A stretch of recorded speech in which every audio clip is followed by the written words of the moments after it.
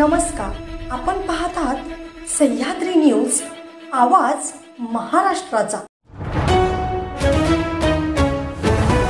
खानापूर तालुक्यातील नागेवाडी येथे भर दिवसा दुपारी 1:30 ते 2:30च्या दरम्यान 5 तोळे सोने व रोख रक्कम 15,000वर चोरट्यांनी डल्ला मारला आहे। भर दिवसा खानापूर तालुक्यातील चोरट्यांनी धुमाकूळ घातल्यामुळे नागरिकांमध्ये भीतीचे वातावरण निर्माण झाले। सह्याद्री न्यूजला मिळालेल्या माहितीनुसार हकीकत अशी की रावसाहेब शंकर निकम राहणार नागेवाडी सध्या राहणार चिखलहोळ गावच्या हद्दीत बाबरमळा येथे पती पत्नी राहण्यास आहेत।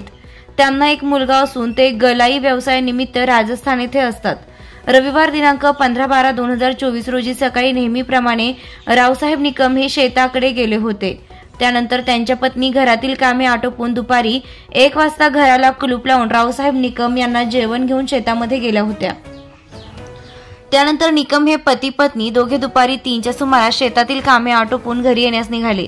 घरी पोहोचले असता त्यांच्या घराच्या मुख्य दरवाजाचं कुलूप तोडले असल्याचं निकम यांच्या लक्षात आलं।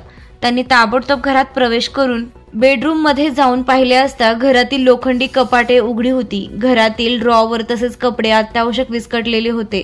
त्यानंतर निकम यांनी बारकाईनं पाहिलं असता लोखंडी कपाटातील दागिन्यांचे बॉक्स मोकळे असल्याचं दिसलं। हा चोरीचा प्रकार आहे असं निदर्शनात येताच निकम यांनी ताबडतोब विटा पोलीस स्टेशनमध्ये चोरीची फिर्याद दिली।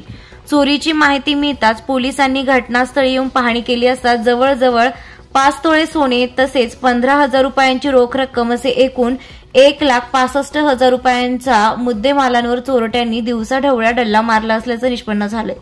या चोरीच्या घटनेचा गुन्हा अज्ञात चोरट्यांविरुद्ध नोंद करण्यात आला असून पुढील तपास विटा पोलीस करत आहेत।